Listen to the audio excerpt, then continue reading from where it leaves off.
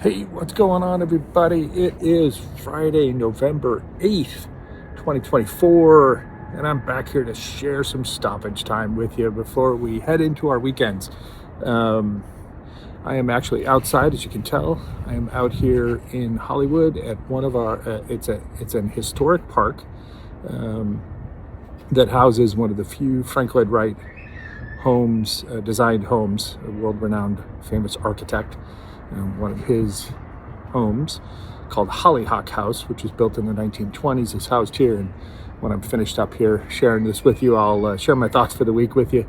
I'll pan around so you guys can get a little sense of where I'm at. But I'm sitting over here in the middle of kind of a pine tree forest that you'll see, enjoying the day after a good productive morning at the coffee shop, getting in my follow-ups, getting some work done. But I thought I'd seek out a little bit of a quiet space outside here in Los Angeles today to share my thoughts on the week with you. So you know me, you're not going to be shocked that my thoughts on the week have been consumed by the politics of our United States of America this week and our election cycle, which we're just now a few days removed from. And I was thinking a lot in the last 24 hours about kind of how to put this together and share my thoughts without this being a 7-hour video, which I won't do to you. And also, to be honest, I'm still processing a lot of my thoughts and reactions, moving through kind of my emotional feelings and setting myself up for how I will think more pragmatically about the going forward. And so it would be unfair for me to kind of just dump all that on you all, and it wouldn't be helpful to me. I've dumped it all on my friends and family in the last couple of days as we've dumped it on each other to help each other get through kind of this transitional period that we're in our own history. So I thought I would share it this way. I thought I would share it in the context of the relationships that I have here in our community, and the relationships that I have with many of you, and the work that we do, which the work that we do is right now the creation of our podcasts, both the Entrepreneurial Thinkers with me, and then this Stoppage Time with me, aka Uncle Rob, that I share with you on a weekly basis. And really, I just thought I'd tie it together in the context of our Entrepreneurial Thinkers conversation in that community, because there's the work of so many incredible, as we call them, entrepreneurial thinkers inside of that world. Whereas I regularly say on that show, our purpose and our belief system is around having long-form, human-centered conversations with the best and brightest entrepreneurial thinkers who are working across every sector and segment of society, every industry, in different geographic locales, different cultures, right, to try and address, attack, solve, make better the biggest problems, and seize upon the greatest opportunities that we have in front of us. And so it's a very, by its nature, progress-oriented type of work that we do, or as some might say, use the adjective progressive type of work that we do. And it is, and I'm unabashed about that. I don't play the horse race politics game. I don't play the horse race politics labeling game. I'm not a participant in the tribalism of it all. This isn't to me a red jersey versus blue jersey, or red hat versus blue hat kind of thing, which sadly lots of folks that I know, lots of good people that I know, and lots of American citizens that I don't know kind of believe and play, and that's the entirety of it for them. Is it's just my team versus your team. It's frankly very little different for them than rooting for the Packers versus the Bears, or the Warriors versus the Lakers, or the Lakers versus somebody, or the Dodgers versus the Yankees. Right? Pick your squad. And that's just, I've never approached it like that. I wasn't taught that when I was a kid inside of our family. I wasn't taught it in schooling that I went through, and I wasn't taught it and had it reinforced at a college level when I studied and focused on and majored in political science and communications. So my take on it will be this: I want to process it and share it in a way that I think it might be impactful and valuable to you all, and that is to say, kind of two angles: personal and then just kind of systemic. And so on the personal side, we'll get it out of the way. I was disappointed with the outcome of the election related to the presidential election, because I believed in the policies. I do believe in the policies and the agenda and the vision for America over the next 4 to 8 years from Vice President Harris, who was the candidate that lost. So that's it. It's not that I have some sycophantic hero worship complex in relationship to Kamala Harris, and that's also not to diminish her. I have just an incredible amount of respect for her as as a governing person, as an elected official, and also as a human. So I was disappointed in that outcome. It's taken me a few days to process that. More practically speaking, though, and this is where the personal side of politics becomes more nuanced if you actually play the real game and you really pay attention to the details, is that almost all, to the exclusion of one or two of the major policy initiatives, of the ballot referendums, and then of the localized candidates here in Los Angeles City, where I live, here in Los Angeles County, the governing region around the city, and then here in the state of California, almost out of dozens of candidates, policy initiatives, referendums that were on the ballot, I think my voting preference came through in almost all but maybe two, and I completely see why the two were supported the way that they were, differently than my perspective. That's okay. That's democracy at work, right? That's my individual vote mattering. That's my voice mattering. That's my work in my local community, in my neighborhood, in my city, in my county, in my state mattering. And so I take great pleasure in that. So in that sense, like, it would be intellectually lazy of me to say, like, oh, I'm terribly disappointed in this election.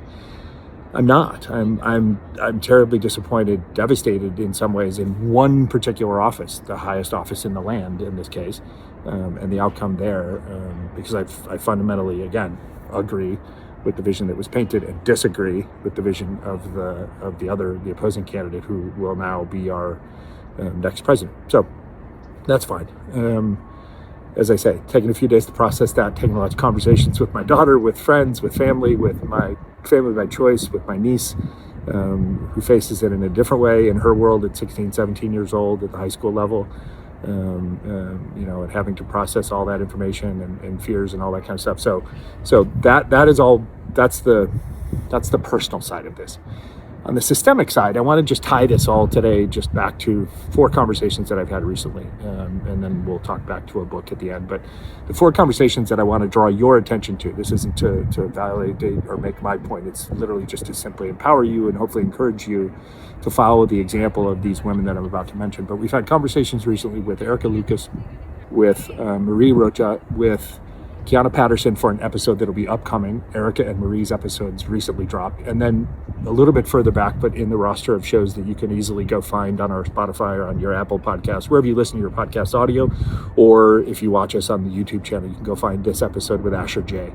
And the theme that I saw in my head yesterday as I thought about processing all of this and kind of tying it back to our community and to the entrepreneurial thinking life, the theme that I saw that ties the thread all together through all 4 of these women is strong sense of self, strong sense of purpose, a clarity about their ability to impact the communities in the world that they live in and work in, and then just a kind of almost ingrained sense of urgency and action. And so as I thought about this current election cycle here in the United States, and I realize for all you that follow and love what we talk about and what we do outside the United States, you're like, I don't really care about that. And to one degree you should, in the sense that we're all deeply connected together. The U.S., for good or bad, has a historically outsized influence on the rest of the world, especially our neighbors here in the Americas. And so it should matter, but I get it that you don't care about it as much as I do, or some of us, or we might. But I want to tie these themes, because these takeaways, this thread that pulls through from these women, these incredibly talented, earnest, wildly intelligent, deeply empathetic, forward-thinking women, who, as you will notice as you go and watch and listen to these episodes, is a powerful group of women of color, and women of varied multiracial backgrounds. And I think that's important as well at this moment, that we follow their lead and their example and their wisdom as it guides us forward, and that we can help carry the burden for thinking our way through the opportunities and the challenges that face us together, so that they do not feel or are not left to carry the burden alone, because that's not helpful for anybody. But those episodes, and again, Qiana Patterson's here in Los Angeles, an incredible investor and friend. Hers will be coming up soon, between now and the end of the year. Erika Lucas's is out this week on all our platforms. Marie's was out a few weeks ago on all our platforms. Asher's is out on all our platforms. And they all tackle like their interests and their work and their communities in unique ways. There's some overlap between a few of them, but then there are unique areas of focus amongst each of them. And I implore you to go back and watch and listen to those, especially, and I don't mean to make this specific to one group inside of our community, but especially if you are a young woman, especially if you are a woman of color, especially if you are a woman of any age, who is passionate about what they do and applies kind of an entrepreneurial thinking mindset to the work that you do. No matter whether you are an entrepreneur or whether you're an investor or whether you're an executive or whether you're a teacher or a professor or a scientist or a researcher, a mathematician, a banker, it doesn't matter. I really implore you all specifically to check it out. But then I also employ the men in our community to check it out, because the lessons there can be hugely beneficial for all of us if we all led in the way that these women lead. So that's that. My book recommendation is just going to take us back to a book that I've mentioned before, because I think, again, history is the guide, right? So my systemic view of this, my less personal view of this, is that we find and pull on the lessons of these incredible women, that we understand the way that they apply their entrepreneurial thinking to the work that they do, and therefore to our societies that we all live in, and that you find inspiration in that, that you have that power, that your voice does matter, that your vote does count, that your work that can be done now, it persists. Right, so Eric and I were swapping messages just today, and it kind of simplified itself down to like, hey, what you stood for and the work you were doing and the things we were talking about, the building of the community economic opportunity that we were talking about a week ago, 2 weeks ago, 3 weeks ago, stands just as important today as it does tomorrow, as it does 10 years from now. So that the work really doesn't change, right? Once we process the personal emotions of things. So the book, to finish this off, that I'll recommend is just back to the book by Alex de Tocqueville that talks about American democracy. It's a blueprint for the idea and discussion around democracy in any sense, in any country. He was a Frenchman, a young Frenchman. We would have called him nowadays, I think, a Gen Z or millennial Frenchman at the time, way back when he wrote this book, in his assessment as an outsider of American culture, which I also think is a really important perspective, right? At the time and even now, is to step back from the bubbles that we live in and to view things as those outside of us might view them, and then take stock in that. So that's it. That's my context for you today. Here I am, as I said, again in Barnsdale Park. Watch all these pine trees emerge behind me.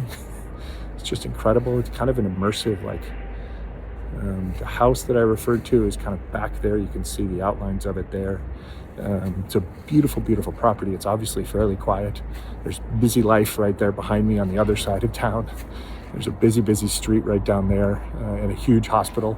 Yeah, that's it. That's what's on my mind this week. I wish you all some peace. I wish maybe some rest. And for those that have been fighting the good fight here in the U.S., I wish recovery, and then I wish that we find our voice, and that we find our strength, and that we persist and carry on. So that's it. It's stoppage time. Happy Friday. I'll see you right back here next week.